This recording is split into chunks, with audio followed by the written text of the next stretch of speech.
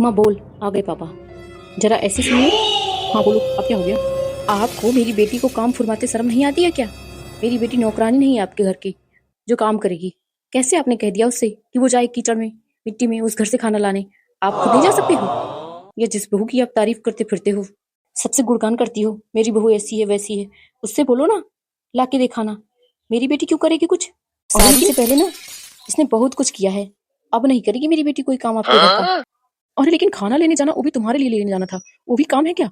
उसको भी काम में गिनती करती हो? अच्छा, कीचड़ में घर से बाहर निकलना ही मेरी बेटी के लिए बहुत बड़ी बात है। उसकी शादी मैंने शहर में की है, अब उसे वो आदत नहीं रही गांव वाली। अगर कहीं फिसल के गिर गई तो? और इस घर से उस घर तक वो जाएगी, फिर दो दो थाली में खाना लाएगी, वो काम नहीं है? से नहीं काम कहते हैं तो क्या करोगे? जाता पिछवाओगे क्या मेरी बेटी से, या भैंस गोरू खिलवाओगे जैसे पहले करते थे? जाकर खुद लेकर आओ खाना, समझे कि नहीं?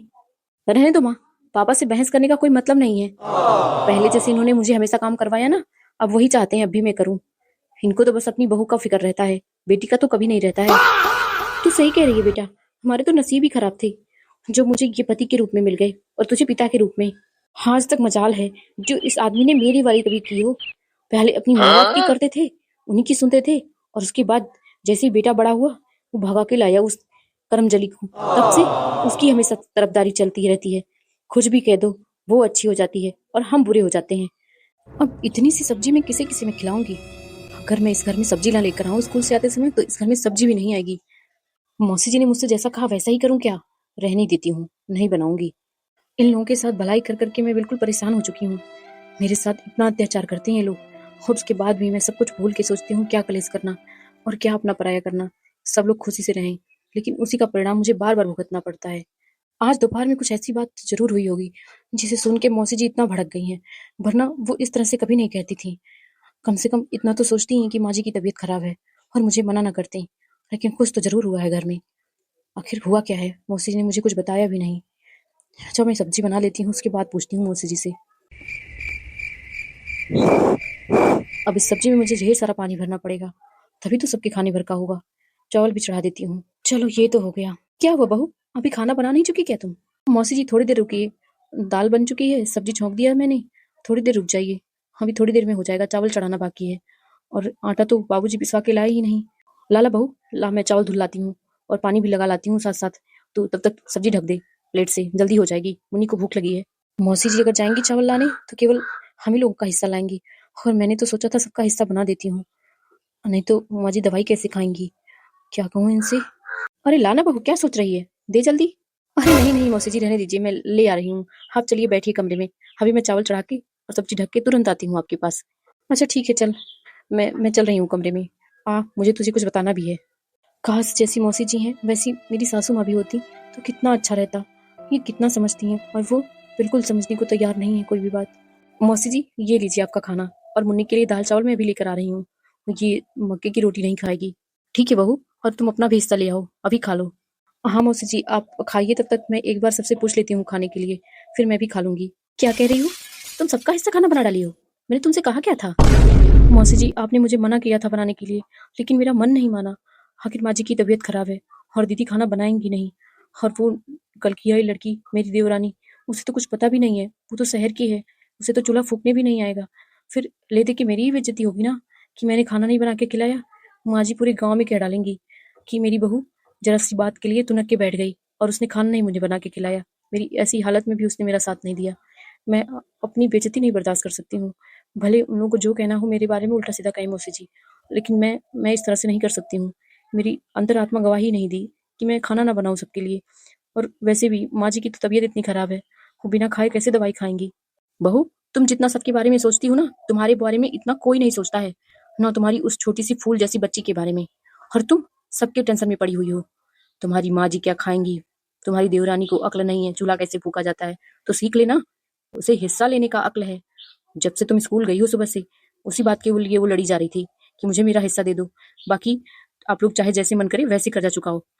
और तुम्हारी वो सास जिसके लिए तुम इतना परेशान हुई, दुनिया से तुमने कर्जा लिया, उसकी दवाई करवाई, पता उसने क्या कहा? उसने साफ साफ कह दिया तुम्हारे ससुर जी से कि उसका हिस्सा आप अलग कर दीजिए। उसके बाद बचा हुआ हिस्सा, बाकी जो तुम्हारा हिस्सा है, चाहे बेच डालो या किसी के पास गिरवी रख दो। वो प्रधान आया था ना, उसको देने के लिए तुम्हारा हिस्सा कह रहे हैं। पता नहीं ये लोग पैसा चुका ना पाए तो तुम्हारा हिस्से का जो जमीन है वो बिक भी जाए, प्रधान ले ही ले, क्या भरोसा है। लेकिन तुम्हारी अक्ल कभी नहीं खुलेगी। अरे जाकर तुम अपना हिस्सा बचाओ। कम से कम तुम इस फूल सी बच्ची का तो मुंह देखो, इसके बारे में तो कुछ सोच लो। इसके पास तुम्हारे सिवा अपना सगा कहने के लिए इस दुनिया में कोई नहीं है, और तुम ही इसके हक के लिए नहीं लड़ोगी तो कौन लड़ेगा। वो लोग तुम्हारे हिस्से की जमीन बेच के खा उड़ा लेंगे, उन्हें कोई फर्क नहीं पड़ेगा। और तुम्हारी देवरानी अपने हिस्से का या अपनी कमाई का अपनी पति के एक पैसे नहीं देगी, इतना जान लो। तुम्हारा बच्चा है, इसके बारे में सोचना तुम्हारी जिम्मेदारी है, किसी और की नहीं। भलाई करो वो गलत नहीं है, लेकिन उतनी करो जितनी तुम्हारी औकात हो। तुम जितना कमाती हो वो भी घर में लाके खर्च कर देती हो, ऊपर से जो तुम्हारी जमीन जायदाद है उसके बारे में भी नहीं सोच रही हो। ये कैसे रहेंगे, वो कैसे रहेंगे, सबके लिए सोच रही हो। कितनी बार मैं तुम्हें समझा चुकी हूँ, लेकिन तुम्हें ये बात समझ में आती नहीं है। मौसी जी, मुझे आपकी एक एक बात समझ में आ रही है, लेकिन ये भी तो समझ में आ रहा है कि मेरे सास ससुर बूढ़े हो गए हैं, उनकी जिम्मेदारी तो हम ही लोग को उठानी पड़ेगी। गलती मेरे देवर और देवरानी की है, उन्हें ये बात समझनी चाहिए, लेकिन वो लोग नहीं समझ रहे हैं। मैंने तो सोचा था थोड़ी सी जमीन गिरवी रखाएगी और उसका कर्जा हम लोग सब लोग मिल के चुका देंगे, जमीन भी वापस हो जाएगी और कर्जा भी खत्म हो जाएगा। लेकिन ये लोग मेरी सुबह कही हुई बात को जरा सा भी अमल नहीं किए और दोपहर तक इतनी बड़ी बात बना डाले। मैं इस बारे में बात करूंगी। बहुत सच में तुम बहुत ही महान हो। ऐसी सोच की लड़की मिलना बहुत मुश्किल है। आज के ज़माने में बच्चे अपने माँ बाप का ध्यान नहीं रखते हैं, उनको बुढ़ापे में फेंक देते हैं घर से निकाल के। और तुम्हारे देवर को ही देख लो, कर ही रहा है वो अपने माँ बाप के साथ जास्ती। लेकिन एक तुम हो, ये लोग तो तुम्हारे सगे माँ बाप भी नहीं है, सास ससुर हैं, लेकिन फिर भी तुम अपनी जिम्मेदारी समझ रही हो। ये बहुत बड़ी बात है। मुझसे गलती हो गई जो मैंने मना कर दिया तुम्हें सबका हिस्सा खाना बनाने से। मुझे माफ़ कर देना। मुझे नहीं पता था कि तुम इतना अच्छा सोच रखती हो। मौसी जी, आप हाथ क्यों जोड़ रही हैं? क्यों मुझे शर्मिंदा कर रही हैं? आप तो कम से कम ऐसा मत करिए। हाँ ठीक है बहू, अब तुम रोना बंद करो, जाओ। सच में कितनी अच्छी है। जहाँ आज के ज़माने की बहुएं 4 काम करके भी खुश नहीं रहती हैं घर में, वहाँ ये बाहर से कमा के ला रही है, सबको खिला भी रही है बना के, और उसके बाद भी इतनी अच्छी सोच रखती है। भगवान सबको ऐसे ही अच्छा सोच वाला बनाए। बस इसके साथ और इसके बच्चे के साथ कुछ गलत ना हो। मेरी तो उम्र ज़्यादा नहीं बची है, जाने कब भगवान के यहाँ जाना पड़े। लेकिन विनती भगवान से यही करूँगी कि भगवान इसे कभी कोई कष्ट मत देना, हमेशा इसकी बच्ची और ये सुखी से रहें। इनके आगे पीछे कोई नहीं है, लेकिन इसकी सोच इतनी महान है। आजा मुन्नी, मेरे साथ थोड़ा सा खा ले, तब तक तेरी माँ दाल चावल ला रही है। तुझे ये रोटी भी खानी चाहिए बेटा। मेरी तो नसीब ही फूट गई है, इतनी तबीयत खराब है मेरी, फिर भी इस आदमी को बहस सूझ रहा है। रहने दो माँ, आप रोना बंद करो। वैसे भी आपकी तबीयत खराब है, और भी ज्यादा बिगड़ जाएगी, किसी को कोई फर्क नहीं पड़ेगा मेरे सिवा। आपको स्वस्थ रहना होगा, आप आराम करो। मैं जा रही हूँ खाना लाने, चाहे भले ही उसी कीचड़ में फिसल के गिरूंगी, मेरा हाथ पैर टूट जाएगा। कम से कम इसी बहाने पापा को और इनकी अच्छी प्यारी बहू को खुशी तो मिलेगी, और मेरे ससुराल में भी इन लोगों की नाक कटेगी अच्छे से। घर में बहू होते हुए बेटी से काम करवाएंगे ये। दीदी रहने दीजिए, आपको कहीं जाने की जरूरत नहीं है। ये लीजिए माँ जी का खाना, और अभी आपका भी मैं ला रही हूँ। एक तो आप इतना लेट खाना लेकर आई हैं, ऊपर से ये क्या बना के रख दिया है आपने? माँ तो मक्के की रोटी खाती ही नहीं है, तो क्यों बनाया आपने?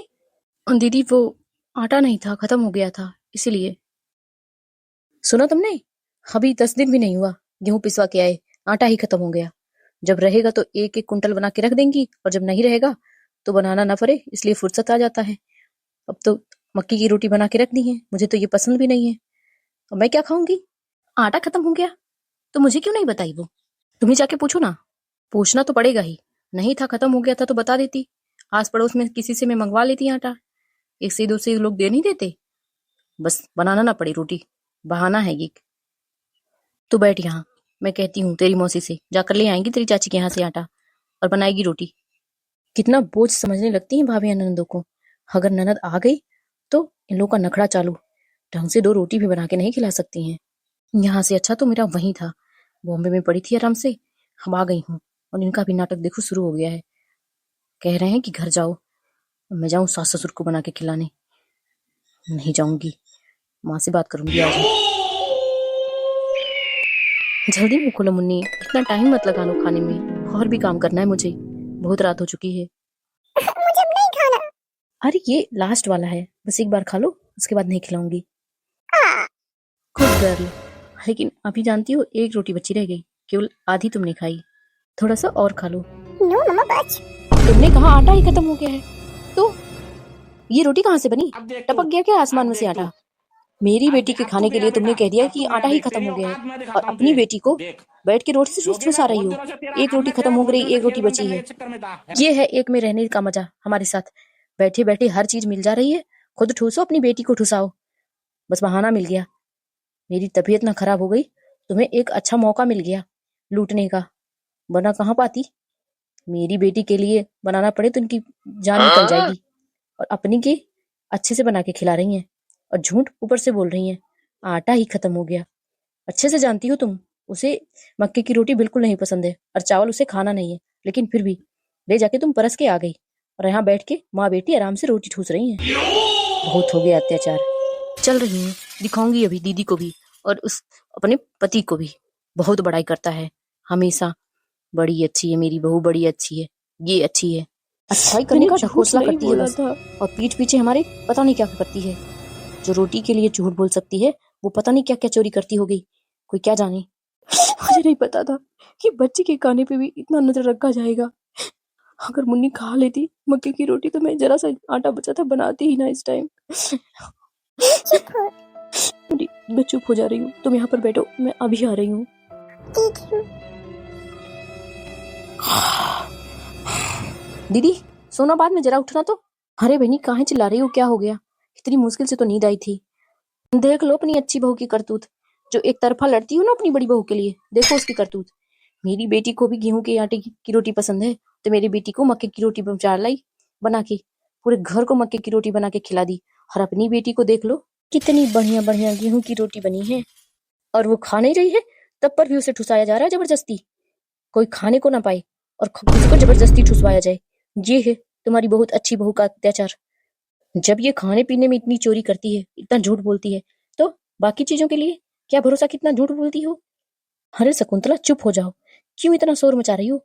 रात के 9 बजने वाले हैं, पूरा मोहल्ला पूरा गांव सो गया है, और तुम चिल्ला रही हो रोटी के लिए। अरे क्या हुआ, वो छोटी बच्ची नहीं है तुम्हारी बेटी? एक दिन मक्के की रोटी खा ली, और जरा सी बच्ची है वो, रो रही थी, खा ही नहीं रही थी। इसलिए मैंने ही कहा जाओ देखो, जरा बहुत आटा बचा होगा तो झाड़ झूड़ के बना दो। तभी बेचारी ने झाड़ झूड़ के डिब्बा, जो पैथन वैथन था, सब बना दिया। अब बताओ, उस छोटी बच्ची का खाना जरूरी है, जिद मानना जरूरी है, या तुम्हारी 25 साल की लड़की जिसको एकदम अकल है कि अगर घर में चीज नहीं है तो उसके बिना भी रहा जा सकता है, उसको खाना जरूरी है? जी मुझे लग ही रहा था तुम एक तरफा इसके लिए बतियाओगी। इस औरत ने ना पता नहीं कौन सा जादू कर रखा है आप पे और ये मेरे पति पे। जो चाहे जो ये करे, सब पे तुम लोगों को विश्वास रहेगा, लेकिन मेरा विश्वास तो खत्म हो गया है। मुझे तो आज एक बात बहुत अच्छे से समझ में आ गई है, ये औरत जब एक रोटी के लिए झूठ बोल सकती है, तो मैं कैसे विश्वास कर लूं कि इसने मेरी दवाई करवाने के लिए लोगों से उधार लिया है। मुझे तो लगता है अपने पास पैसे रखने के लिए ये झूठ ही बोल रही है कि मेरी दवाई में इसने पैसे खर्च किए हैं। पैसा खर्च हुआ है, कुछ नहीं दिया इसने, बस लोगों को बढ़ा दिया है इसने कि हाँ कह देना जब मेरे घर वाले पूछने आए थे कि मैंने उधार मांगा है, बस यही बात है। बाकी मुझे तो नहीं लगता मेरी दवाई में 3-4 लाख रुपए खर्च हुए हैं। बिल्कुल सफेद झूठ बोल रही है ये औरत, अपना और अपनी उस छोटी सी बुचिया का पेट पालने के लिए। इसको पता है कमाने वाला तो इसकी जिंदगी में कोई है नहीं, मेरे बेटे को तो पहले खा चबा गई, और हम लोग तो कुछ इसको देंगे नहीं ऐसे। झूठ बोल के ना निकलवा पाएगी तो और कोई तो रास्ता है ना इसके पास, और अब भी इसकी तरफदारी में लगी रहती हो। बहू ने उधार मांगा है, चुकाना हम लोगों को पड़ेगा। चुकाएगी ये अपना मांगा हुआ उधार या ना चुकाए, हम नहीं जानते, वरना इसका हिस्सा ही खेत गिरवी रखाएगा, सौ की सीधी बात। बस करो शकुंतला, बहुत कह लिया तुमने, बहुत बोल लिया। जब तुम्हारे पे आन पड़ी थी तब तो तुम ऐसे शांत हो गई थी, जैसे लग रहा था कि तुम कितनी सीधी हो गई हो, और मैं भी धोखा खा गई, फंस गई तुम्हारी बातों में। और वो बेचारी बहू, वो भी फंसी गई, वरना तुम्हारे लिए क्या ही जरूरत थी किसी से उधार मांग के तुम्हारी दवाई करवाने की। आज दिन ये दिन देखना ना पड़ता। जाओ तुम्हारे जो जी में आए करना, मैं नहीं बोलने वाली अब आगे कुछ भी। अरे कितना तुम उसको गड्ढे में खोद के डालोगी, जब भगवान उसको ऊपर करना ही चाहेगा ना, तुम्हारे गड्ढे में डालने से वो चली नहीं जाएगी गड्ढे में, समझी?